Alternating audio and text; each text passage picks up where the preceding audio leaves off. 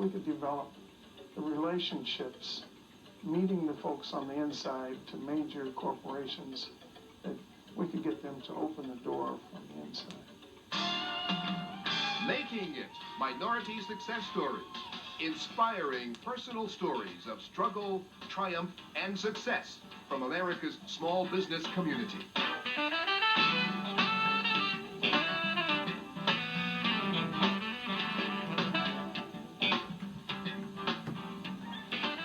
Hi there, I'm Larry McCormick. And I'm Sharon Tay. Welcome to Making It. We are going underground today. The entrepreneurs you will meet are in the business of installing utilities underground. One followed his spirit of adventure, the other tapped into his natural talent, and both took some risks to become leaders in their fields. So what can you do to become a leader in the business world? Stay tuned for some helpful tips. Good to have you with us. A business venture can be compared to a game where the winner is the one who successfully manages the risks. And no matter where you look in the world of commerce, there are small businesses involved, even underground. The entrepreneurs featured today on Making It took a gamble and succeeded in finding opportunity with utility companies. Robert Milton is a man with a competitive spirit and a vision. He survived Vietnam and what seemed to be overwhelming changes in business. In 1979, he founded REM Engineering in Pasadena, California. The company offers engineering design services, including underground tank replacement and service station design. Robert's mechanical ability is his natural talent. He applied that while gaining experience in the petrochemical field. Despite being surrounded by skepticism and a declining economy, Robert decided to start his own business, leaving behind a lucrative engineering job. Now, Chevron Oil Company gave Robert's business its first big break, and then Southern California Gas followed, but Robert had to compete very hard with big businesses to win contracts. He had to prove his capabilities. So, Robert assembled a versatile staff with a variety of experiences and abilities. Well, now he's setting his sight on government contracts. He calls them his bridge to the future. Robert talks about his various projects with correspondent Xiomara Galindo. Well, I start off with a calendar. Now, whether I stick to it or not depends on how the day goes. I feel like a doctor in an emergency room many times. All of the employees draw from me from throughout the whole day, plus the project demands and the running the business, the details involved running the business. What I start off with a plan, and I make the adjustments throughout the day based upon the client's needs and the needs of our employees. There are many engineering firms that focus on a single discipline, but your company offers so many different engineering services. Why? Well, we thought we could specialize in a specific area such as electrical and some mechanical. But then as project opportunities evolved and looking at our client base and the requirements and efforts to develop a stronger project load, we thought it would be good to diversify and add those other disciplines. Our company has in-house electrical, structural, mechanical, civil, and as it's needed to surround a building or a piping system, depending on the project. What are some of the types of projects that you've worked on?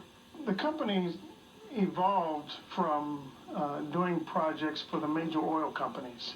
We started in the refineries doing projects for Chevron. Chevron was the first to give us our opportunity. And then our number 2 client, which has been part of REM's foundation, was Southern California Gas. Now, those 2 companies kept us doing projects that were more facilities orientated surrounding piping networks. You've mentioned that as a small minority company competing with big mainstream suppliers, you've had to be more creative and innovative when approaching blue chip customers. Give an example of that.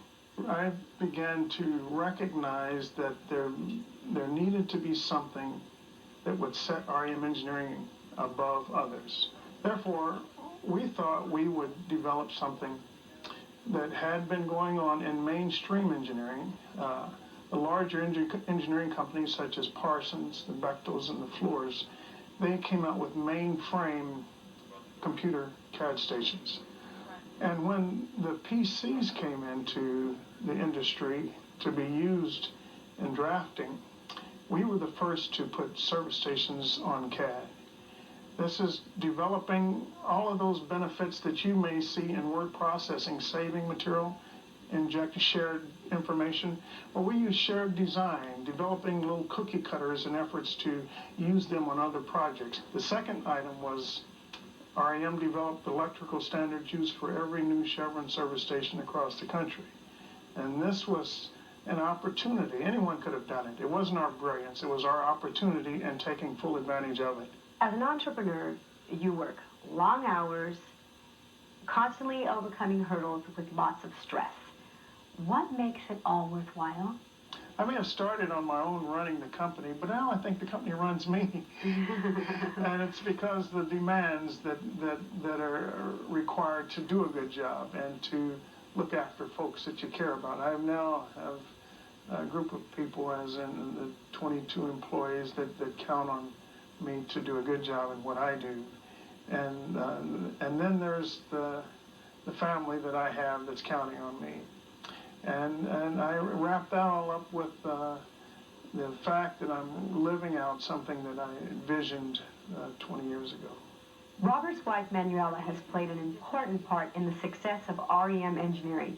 Because of the business, it's also given us flexibility, and it's allowed us to be with our children in their activities from school to sports and other activities that they do.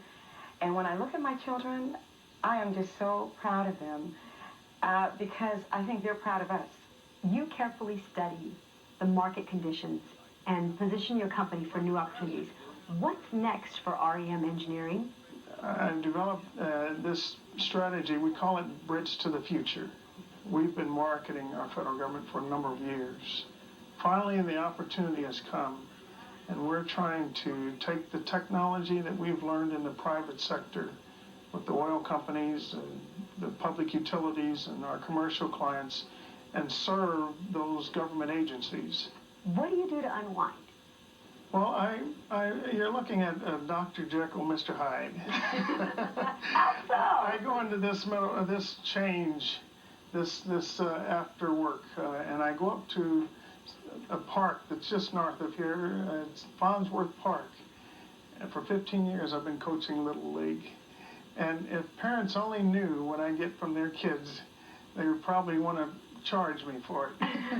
Because that's my mental therapy and working with kids. Developing kids is what Bob Milton really loves to do. Moral of our two stories today, it's not too bad to be underground. It isn't at all. Doing some good stuff.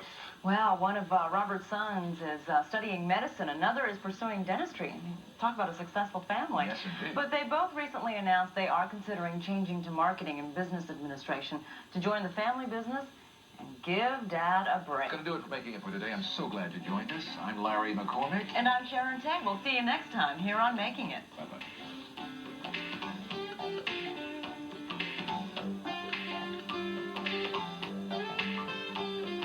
My strategy is to meet those that are decision makers, someone that can wade upstream and provide that initial opportunity, first of all, and then one that I can develop a relationship with and where I can demonstrate what I think I do best, and that is, first of all, honesty and sincerity. I convey that.